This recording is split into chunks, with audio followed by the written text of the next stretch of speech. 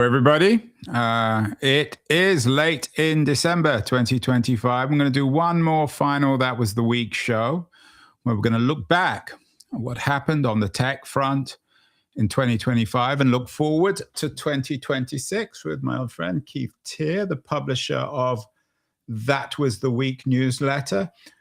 Keith, let's look back at 2025. Your friends at Google LLM put together a nice slide of what happened in 2025. You're calling it, or they are calling it at least, the year of intelligence and the great compression. Let's deal first of all with the year of intelligence. What does that mean?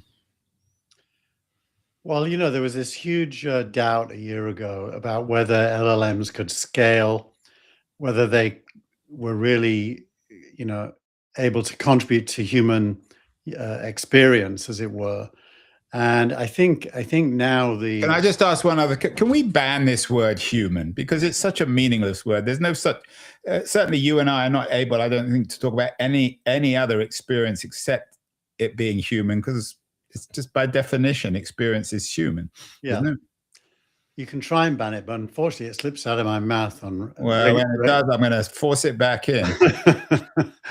No, look, AI clearly is a huge contributor to anything you choose to use it for now. And that's beyond a shadow of a doubt. I've noticed even Gary Marcus has stepped back. Even Gary Marcus, who actually comes up all the time. Whenever anyone mentions skeptics, it's always Gary first. And I'll try and get Gary on the show before the end of the year to actually give his conclusion. I think that'll be different from yours, but go on. Yeah. Well, he has a true north, which is LLMs don't know anything. And he's not wrong, by the way. If you're purely scientific about it, LLMs are not intelligent, as it were, because they're not consciously thinking about problems and solving them. But they're remarkably good nonetheless. And they contribute in many, many ways, depending on who you are and how you use them. And I think that's now incontrovertible. So we're past the point of skepticism. Now it's, will the bubble burst? We've moved on to the economic thing. Okay, it's great, but will the bubble burst? I think we're almost to the point where nobody thinks that. Almost none of the predictions for 2026 include the bubble, in quotes, bursting. So I think we're almost beyond that. So now it's, well, how... Well, let's talk about before we get to 2026, let's talk about 2025. The bubble clearly did, if it is indeed a bubble, which I don't think you even think it is a bubble, but it certainly didn't burst in 2025. Let's get to some of the details. You talk about intelligence becoming a utility. It doesn't sound very intelligent. What does that mean? Well, it means you can't live without it. Just like you can't live without water or electricity. You could try, but it wouldn't be very pleasant. AI is becoming ever present in most professionals' lives and many individuals' lives. It's a utility in the sense that you start to take it for granted. It's assumed, and you'd be worse off without it. So it's like email. Very like email. Or the internet.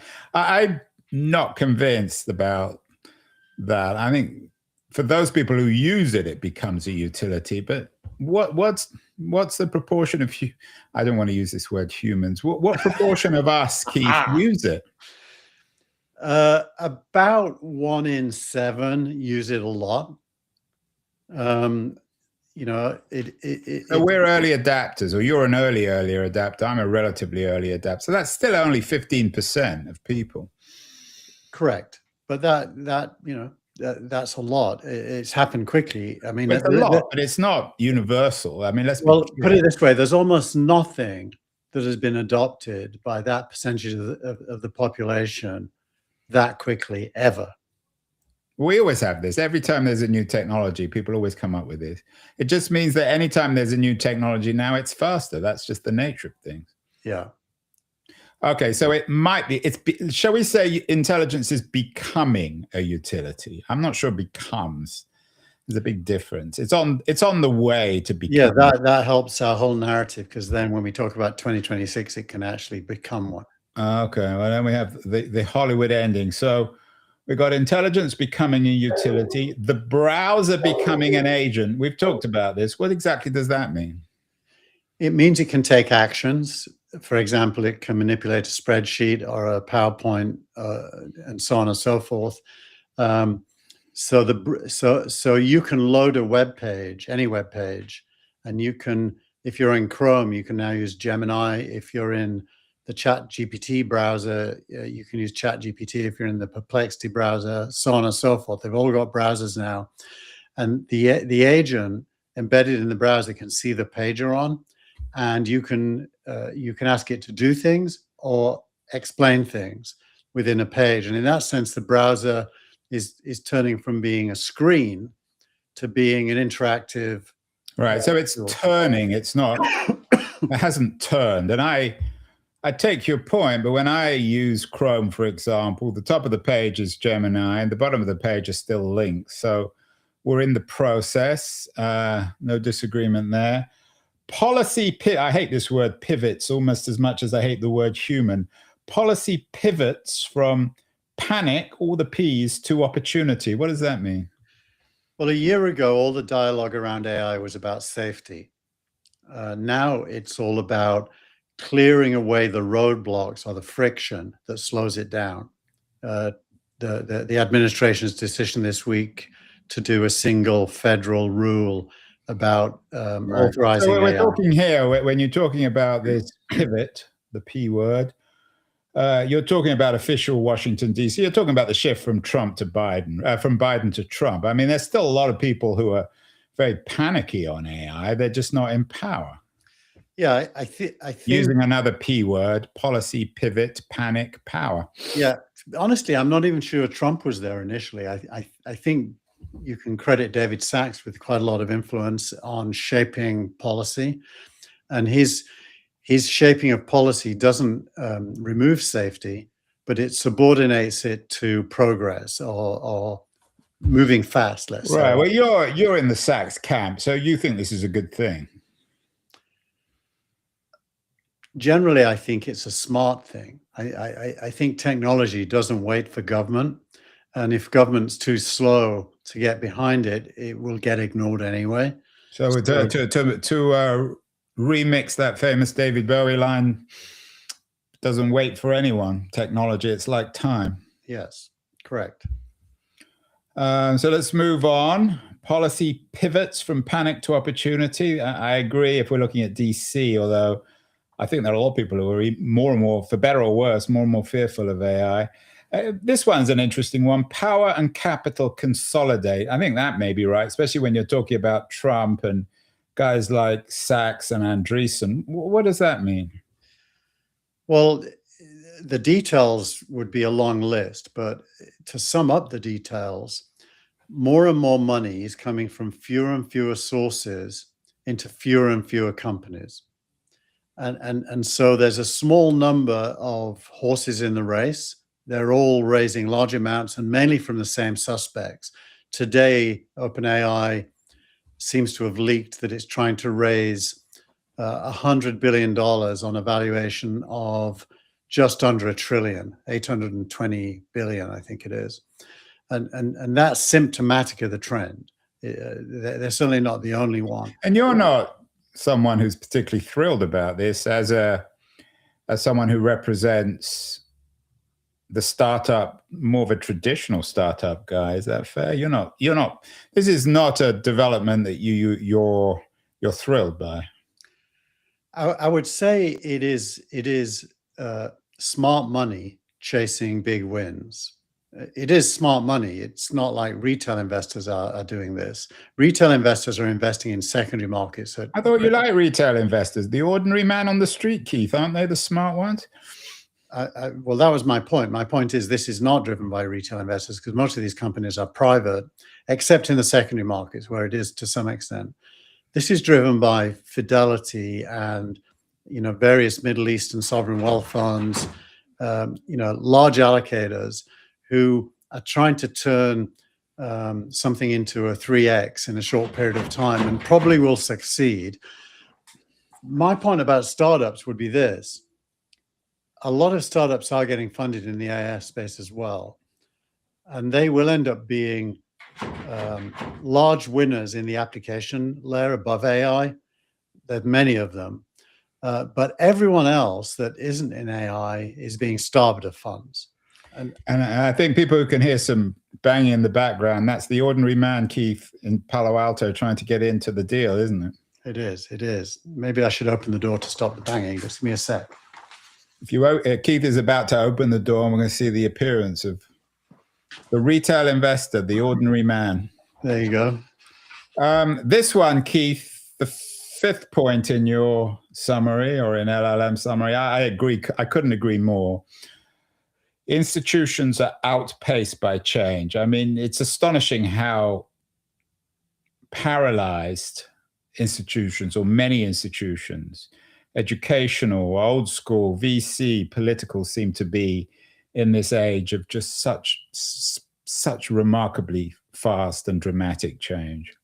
Yeah, it's really where established process and employee bases meet the future and can't adapt to it. It's super hard to adapt when you've got sunk cost in buildings, in using education, the example, in curriculum, in testing, and at the same time, teachers unions.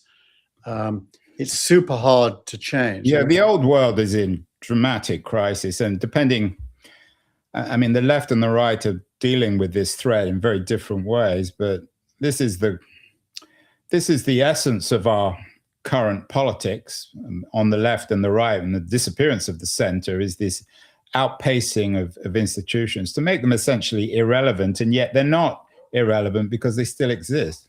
Yeah, I mean, all it really takes is for an individual with authority to ask a simple question. How can we use this to benefit, in the case of education, the students? And there'd be lots of good answers to that. And I think there are some people probably asking that and trying to get things done, but it's so little and so slow. Too little, too late.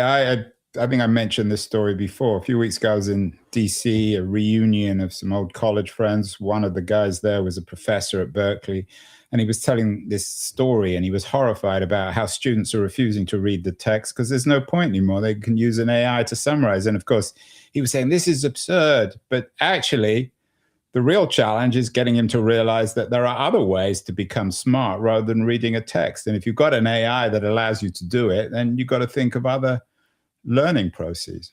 Yeah, exactly. I mean, I remember reading Sons and Lovers when I was a young... Illegally. I wasn't that bad when you were a young man, Keith? No, D.H. Lawrence was de rigueur, as they say. I thought you grew up in the 50s.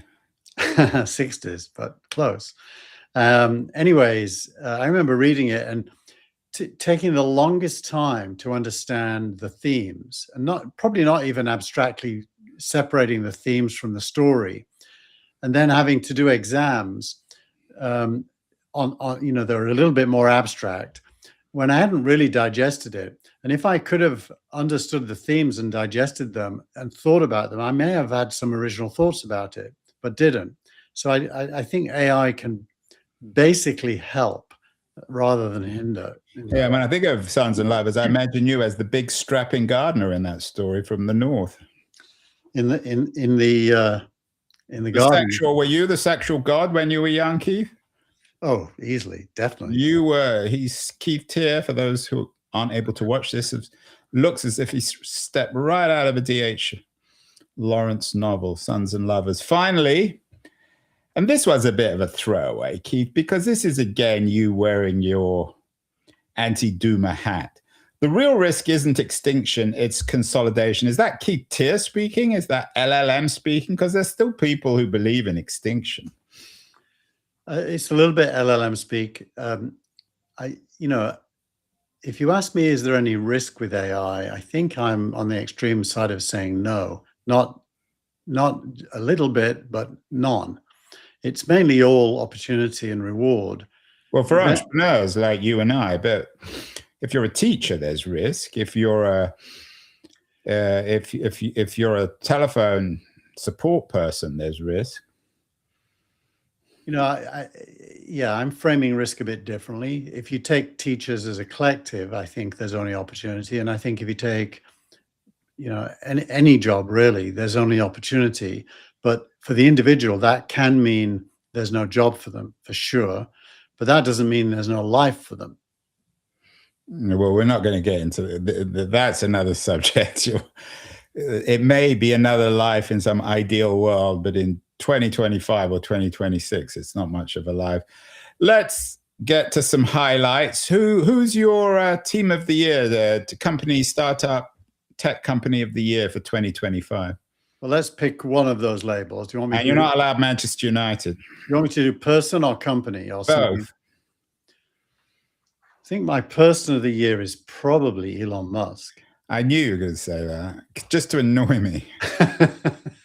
No, come up with someone else, because I'm not even willing to argue on that one. Well, I'll come with someone else, but just to stand back a second, if you think of SpaceX, Grok, what's happened with Tesla, his brief excursion with Doge, he's had a huge impact this year. Well, that's fair. I accept that. If you acknowledge, like, the Time Magazine Person of the Year, that I think they once made Hitler Person of the Year. I'm sure they've made Trump Person of the Year. It doesn't mean they're good. You want me to ask, they're important. So it's a favorite person of the year. My favorite person of the year.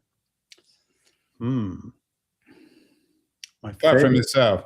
My favorite person of the year. I think I'm going to say Sergey Brin. Yeah, everybody loves Sergey, don't they? I mean, you can't hate him, although he got swept up in the Epstein thing. Well, the thing about Sergey is he obviously he's super wealthy. He's good looking. He's super wealthy. He's progressive. He chose to go back to Google because Google was failing at AI, and I wouldn't give him sole responsibility. Yeah, I haven't heard that one before. He saved. I think that the guys at DeepMind might have another. No, but at the time he went in, DeepMind was a side project, and the Google AI was run by other people. He went in and he insisted on some very fast outcomes that happened. One of which was that Demis Hassabis was put in charge of overall of Google AI, and I think he's. Where's your evidence that Sergey convinced the CEO to put Hassabis? There is. Do a Google search. It is, and that certainly wasn't 2025. No, it was. Well, he's been in charge of AI way before that. I think you may be getting your dates a bit confused. He was in charge of DeepMind, which was doing Go and AlphaFold, but he wasn't in charge overall of everything.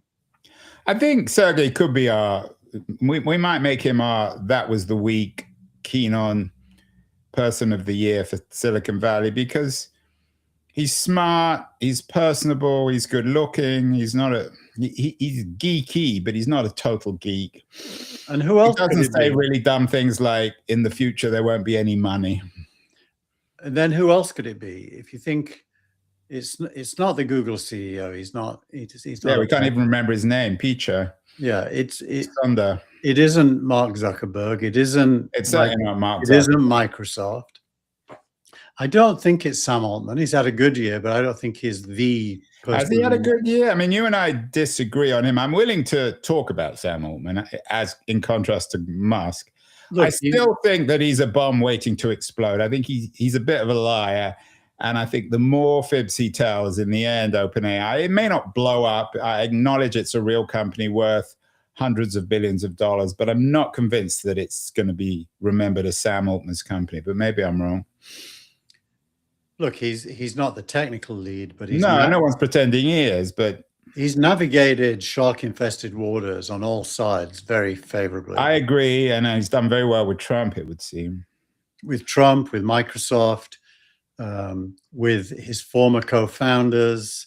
He's kind of neutral. Even Elon Musk is somewhat neutralized. Well, I don't know how neutral. I mean, I think, to be fair, I don't care for his politics.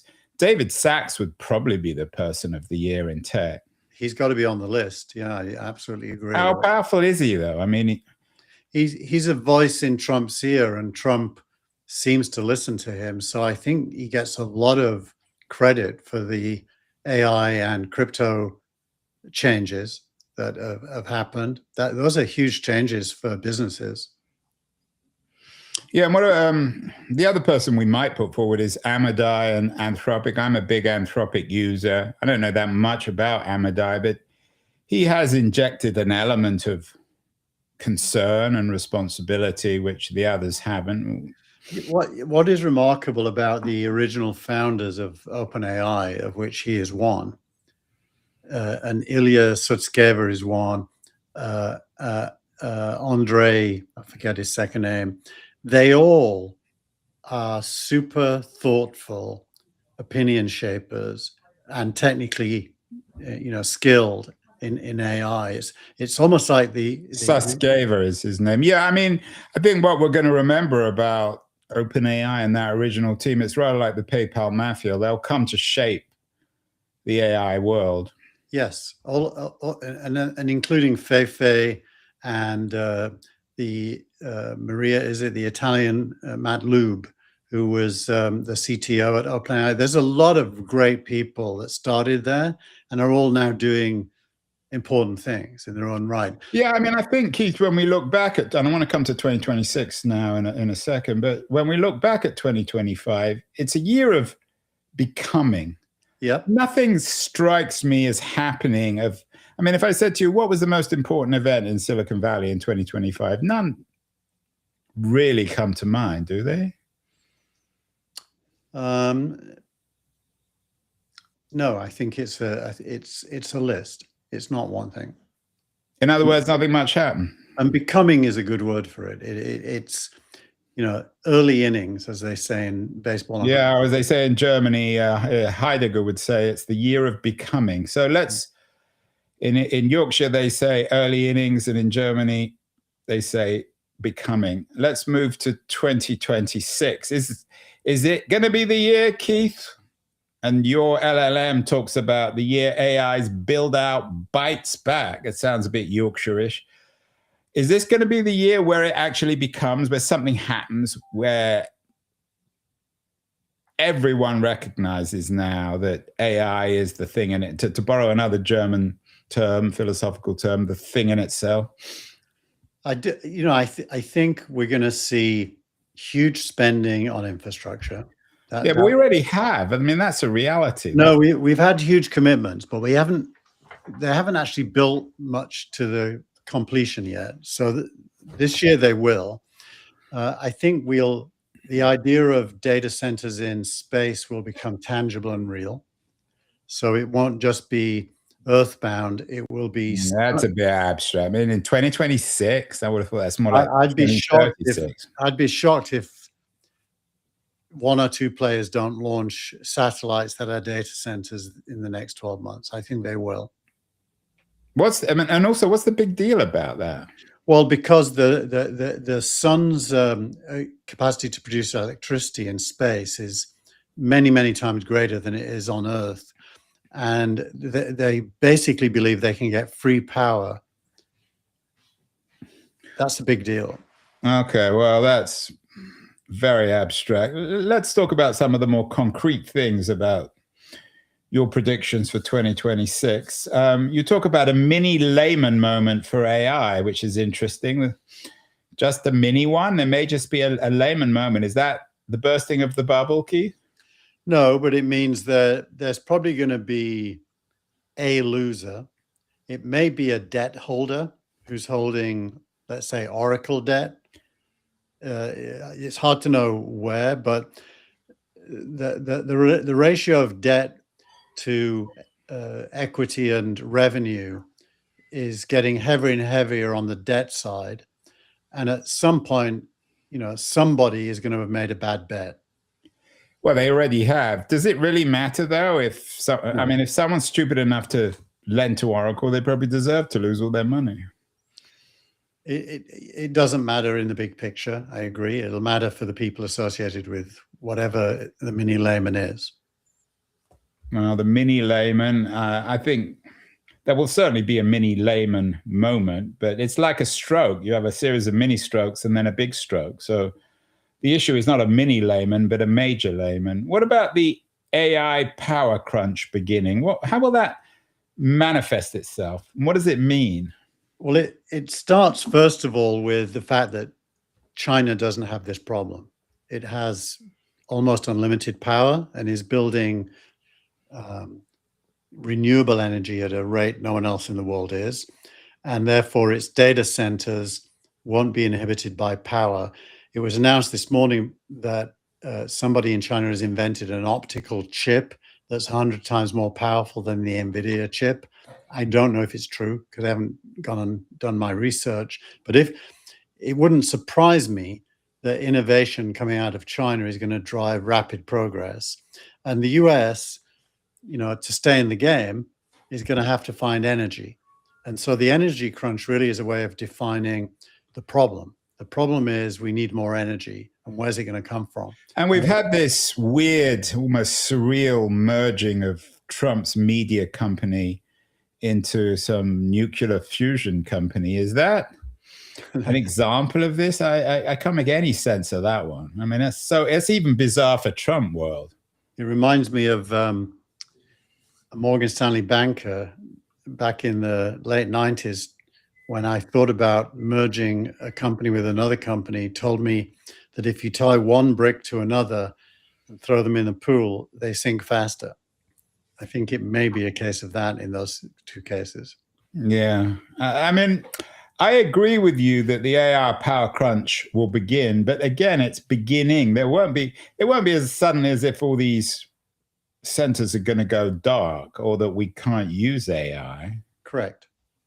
It won't. So that's a bit. But it may be friction in the scale of growth. Sam Altman always makes the point that if he could double energy, he could double revenue today, and he can't double energy, so he can't double revenue. So there's a relationship between revenue and energy. And that's a classic Altman. It's an excuse for not making a profit. You include, and you've talked about this a lot, AI agents starting to do real work. What is real work, Keith? What does that mean? Work currently done by humans, probably. Well, that's already happening, isn't it? The classic, well, it's happening on the margins. So this is talking about it accelerating to the point where it's decisive. And the places you would most look for it are customer support and sales. That's where human beings engage with other human beings. Use the H word. That's where people get dinged for that. People interact with other people. Sales and customer support. A lot of it, of the customer support side in particular, is based off of written rules that the person on the other end of the phone reads from. Easy to automate completely. And on the sales side, it's driven by business cases to a customer, again, that are discoverable and reproducible. So I would expect that's where you're going to see it first. I don't think you're going to see physical AI robots doing human jobs that are physical yet, except on production lines. You've talked about your friend Elon's initiatives in robotics as being real for next year, though. Well, he has placed orders for 1 million Optimus robots, so he's obviously got plans for them. They will be doing something. Maybe he's going up in space. I'm going to guess that he's trying to turn them into home helps. Yeah, he needs a lot of home help, that guy. This one, I think, is more real. I mean, these are all vague. I mean, AI has always been important with customer support. I don't see anything happening in 2026. Well, it's about will there be such a thing as a person doing customer support a year from now? And I guarantee you there will be. And what percentage less than there is today? Well, I don't know, 3, 4, 5, but that's again becoming. You don't think it's going to be 50%? I don't know what it is now. So I'm doing a show with Julia Hobsbawm on the future of work. Maybe we can ask Julia on that. And I know she's coming to the US next year. She'll do a show with the two of us.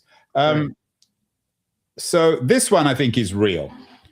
Political backlash to AI gains intensifies. You forwarded me a piece about Bernie Sanders wanting to put a moratorium on AI on centers for intelligence, which astonished me. I mean, I can't believe he even said it, but I think that does suggest that this is becoming a real political issue. Yeah, and note the words there. The backlash isn't to AI, it's to the gains of AI. So a gain for AI is often depicted as a negative for the population. And the backlash comes from a desire to support or protect people.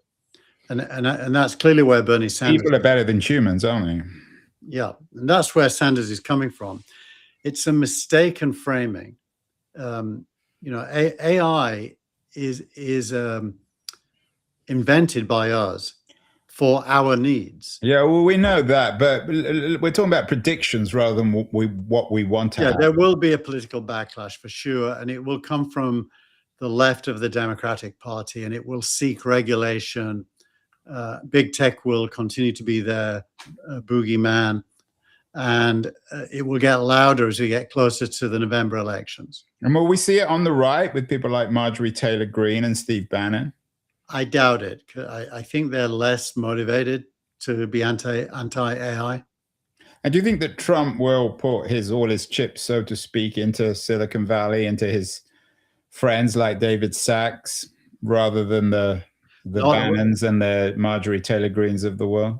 Not all of his chips, but as a business person, he is going to focus on where the money is, and where the money is energy and AI. That's why he merged his company with nuclear fusion. This one, I think you're wrong on. Education systems are forced to adapt. They're not. They're just going to sit there. They don't change. This goes back to your previous slide on 2025. Institutions are outpaced by change. There's no institution which is more outpaced by change than educational ones, in my view. For better or worse, I'm not celebrating that. I'm not saying it's a good thing. It's just the reality. Yeah.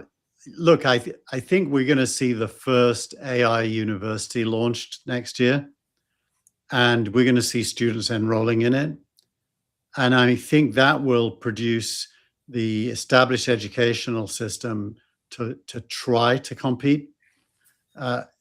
Probably fail, like all dinosaurs usually do fail, but they'll try. And I've seen it already in California, where they're passing rules now to allow AI in schools. I'd note that yesterday OpenAI announced that they'd sold bulk packages to 14 universities in the US for very large sums. So there is beginning to be an awareness that you have to integrate, not fight it. And of course, we will have many articles about how real world universities, or with universities or colleges with people teachers, are so much more valuable, which I think is true. Finally, your sixth point, I don't know if it's yours or Google LLM, regulation shifts from content to defaults. What does that mean? A default is locking in a user by having defaults that can't be changed on an application. And what this is pointing to is that there's going to be an increasing focus from the regulators on, just like they did with Windows, they made it possible to use different browsers by regulating that you had to. They're going to start regulating that you can move from, say, ChatGPT to Anthropic and take your data with you. I mean, firstly, I'm not sure that's going to happen next year. And secondly, big deal. I mean, I think all these suggest, Keith, that really, whether it's you or me or Google LLM, none of us have any idea of what's going to happen in 2026. We know there's going to be big change. We know that AI is a technological force that is changing everything, but it's hard to actually predict anything concretely. Well, it's easier to predict what won't happen. There won't be a bubble burst. There won't be a deterioration. Well, there may be a mini Lehman. Yeah, but that's different. There won't be a deterioration in... That was a bursting of the real estate bubble in 2008. Well, that was a major Lehman. A mini Lehman implies not. Well, Who came up with that term, by the way, mini layman? Is that a Google it's LLM? a Google LM phrase. Oh, wow. Maybe we should call it a mini Google LLM. What else will not happen? AI won't get worse. It'll get better. Yeah, I agree with that. What else won't happen? The framing of AI as a race between nations will persist and maybe even get stronger, even though I don't believe that's the right framing. I think the America First mentality, which is becoming all pervasive even across the political spectrum, will probably get more intense. Do you think that this time next year, the Big Seven will be even more powerful than they are today in economic and absolutely technological terms? Yeah, absolutely, definitely, yes. We won't see a new Google. We won't see a new Amazon of any kind. I think you're going to see it extend to the big N, where N is a number between 8 and 12, due to IPOs. I don't know which ones they'll. And this is an area you know something about, Keith, rather than just speculate. How realistic is an Anthropic or an OpenAI IPO in 2026? Very realistic, I think, based on everything I'm hearing. I think for sure Anthropic is considering it seriously. I think OpenAI will react to that and consider it. That said, there's a huge amount of money in secondary markets where these companies can go and sell shares for money, put money in the pockets of their investors and employees without going public. So it isn't a binary outcome. Either one could happen or both, but it's more likely there'll be IPOs than it was this year. So it's not going to be a Netscape moment. I don't believe so. Finally, then, I'm not sure we need to go to 2026, Keith. Maybe we should just skip to 2027. Go to sleep, have a rest. Have a rest. Well, you're going to South Africa. There is one prediction I have. Signalrank will be publicly listed in 2026. Oh, is that official? You've just announced it? That's major news. Will you say, okay, here's the question. If Signalrank goes public and you become a billionaire, the new billionaire on your block in Palo Alto, will you still do this show? The nature of Signalrank is that if I was ever to become a billionaire, it would be many years from now, because we're an index that grows surely but slowly. Should I knock you up for cash for doing this? No, but you can. I will still do the show. It's my fun of the week. Let's end, Keith, on what product, and I know what I want. Speaking of Christmas, we're not supposed to do Christmas in this Jewish household, but I'll do Christmas for a bit. I know what I want for Christmas in 2025, 2026. I know the tech product I want. What would you like? What's missing from your life that would just change everything? I would like AI related. I would like my AI to be manifested in a physical robot, not a dog, that I can talk to like it was a human. Hey, Luna, stop it. Thank you. Say that again, man. I want a dog muzzle. That's what I want. No, I want my AI to take physical form, where I can talk to it and interact with it as if it was a person, and still be an AI. That's what I would want. And it can do physical tasks that I can ask it to do. Well, you've read Clara. Have you read Clara and the Sun? I have, actually, yeah. So, yeah, I'm not sure I want that. I think we will get that, but I guarantee we won't get that in 2026. I'll tell you what I want. I want Adobe to come out with a AI version of Premiere Pro where I know exactly everything I want, but I don't actually have to do the programming. I can tell it exactly what areas of the video I need to edit, how to integrate the audio, and for it to do it without me having to fiddle around with Premiere Pro. That's a much more realistic wish, isn't it?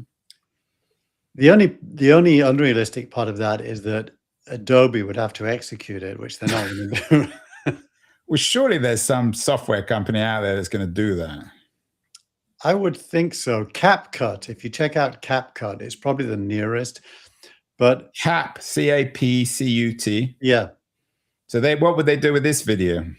Probably delete it. They'll do clips and stuff. You know, intelligent video editing is probably not going to happen because it involves the AI knowing your human decisions about cuts.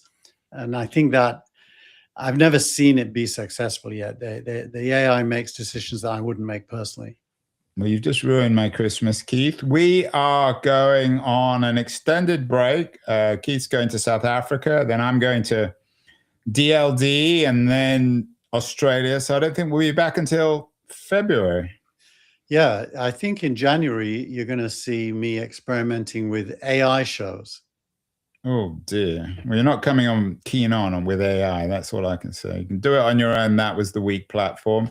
Happy holidays, Keith. Safe travels in South Africa. And we will see you all again in February. Bye.